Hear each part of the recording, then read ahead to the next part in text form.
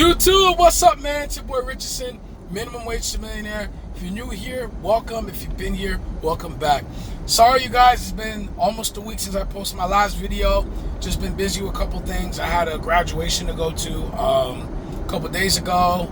Helped out some family members with some stuff. So sorry if I haven't been posting consistently, but wanted to first off say, may the Lord be with everyone today. I usually say that at the end of my video, but today's Sunday. I kind of want to do that at the top.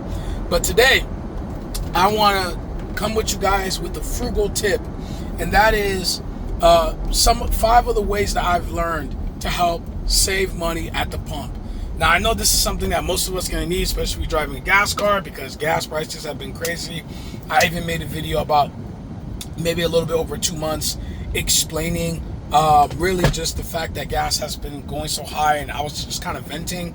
But you guys know me, I'm a person that, like, I don't want to just sit there and vent and just despair and wallow in, frustration. I want to figure out solutions. So these are the 5 ways or 5 things that you could do to help cheapen your gas bill. Some of them will kind of have some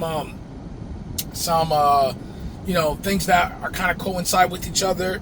So some of them is like an if and or. Some of it you could use them all together, but I believe if you use a combination of these tips, you will be able to get the most out of your gas mileage. The first thing you would do is to fill up on particular days where gas is cheaper. Now, some people will be like, well, Richardson, what do you mean? I don't know the days that are cheaper.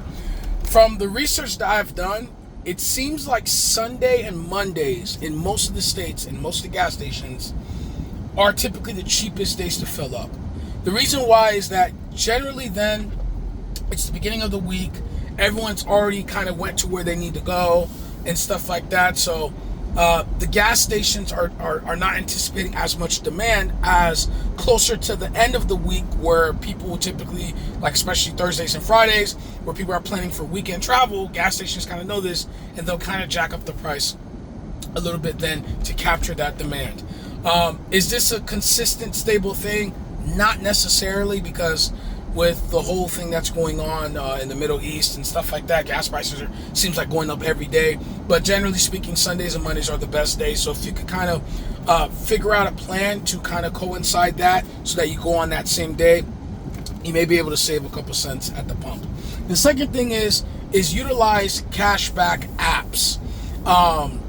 Now, one of the apps that I've used over the last couple months is Upside. I'll put a link in the description below of my personal referral link. I'm not sponsor affiliated, so this is not like a commercial, but this is what I've used personally over the last couple weeks, a couple months, to really earn some cash back on gases that I was going to do. So how it works is that you'll download the app, you'll make an account, you can link your debit or credit cards on it. And what you can do usually with these things, with the debit and credit, is that when you go to certain gas stations, you'll just claim the offer. You have to do it in advance, claim the offer. And then by doing that, you are telling them that, hey, I'm about to go to this gas station. And they get a kickback from the gas station, because technically the Upside is like an affiliate marketing thing, right? Where they market gas stations to you, and if you go there using their link, they'll be able to do that. And then by doing that, they'll give you a kickback, and it ranges from anywhere between like 5 cents to sometimes even being like 20 cents a gallon off. So it could lead to a considerable amount of savings. Now, the savings won't be direct. It won't be like a discount off the purchase. You'll still pay full price, but you'll get it via cashback. And usually the cashback will come usually within 2 to 3 days of the purchase, assuming that everything goes well. Sometimes they'll let you take a picture of the receipt if they need additional verification, but usually it's linked to your debit or credit card. And then you'll get the cash back either through gift cards, or you can link your bank account if you feel comfortable enough to do that. And then you'll just get the cash back on your bank account within 2 to 3 business days. So that's one thing you could do where you get cash back for that. The third thing, and I kind of already mentioned it a little bit, but I'll just kind of expand upon it, is actual cash back that you'll get from your debit cards or your credit cards. Generally, credit cards offer cash back. That's kind of the shtick with credit cards. And you guys know me, I don't no longer use any credit cards, so this won't be applicable to me. But for a lot of people, your credit cards may offer up to like 5 or 6% cash back on gas purchases. So sometimes utilizing those credit cards and or debit cards, if you can find a debit card that give you cash back like that. And I might do research and maybe do a video on that if I can find them and try it out for you guys. But yeah, use the cash back points. And of course, because you're paying higher for the gas prices, you would in theory get more cash back because it's more on a higher percentage. So utilize those cash back points, and then of course just redeem it either for statement credit or whatever the credit card's redemption offers are. So that's the third way. The fourth way is joining up for a loyalty program at a particular gas station. Now this is kind of it saves you money, but what you then have to do is obviously, like in the name loyalty program, you have to be loyal to a particular gas station brand. I don't particularly do this. I just wanted to point that out there for people that may want to take advantage of this. Like, let's say if you always like going to a 7-Eleven and you download the 7-Eleven app, and maybe 7-Eleven has some cashback offers if you go to their gas stations, you could do that. Same thing for Shell, ExxonMobil, BP, all the gas station brands or whatever.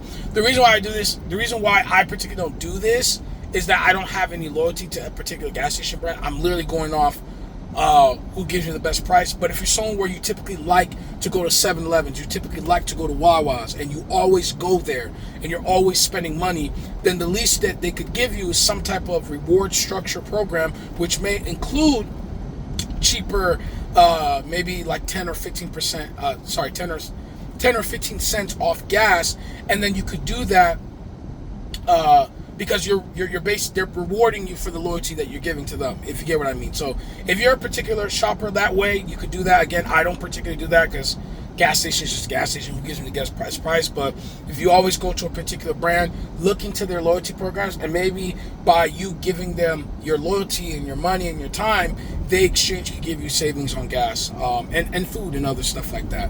So that's the fourth one. And the last one is checking your tire pressure. I almost forgot to do this. And I this is one of those things where it kind of goes over your head, but supposedly when your tire doesn't have enough airs in them and it's not evenly distributed, supposedly it does use more gas to, I guess, run the car as effective as it can, versus if you put proper air in your tires, it gives more gas mileage. And when I was doing research, it said that you end up losing about 4 to 5 miles per gallon. I don't know if it's per gallon or per tank, by you not filling your tires properly. Now, 4 or 5 miles in a gallon or 4 or 5 miles in the tank, in the grand scheme of things, may not seem a lot, but when you think about it, if you're stranded and you're like 4 or 5 miles away from the nearest gas station, that 4 or 5 miles could save your life. So those are one of those things where you just go there, make sure that your tires have appropriate amount of air in them, fill them up, and just make sure you keep a check on them. Maybe every month, every couple months, or every month.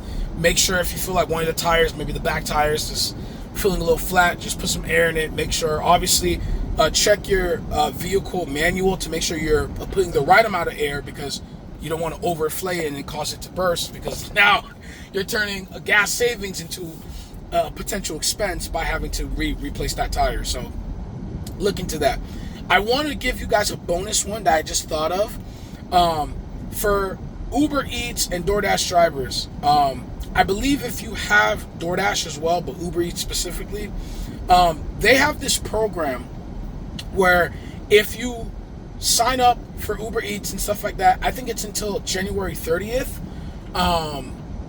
you could get extra savings on gas when you get either their Uber Eats, I think it's their Pro card, which is their Uber Eats worker debit card.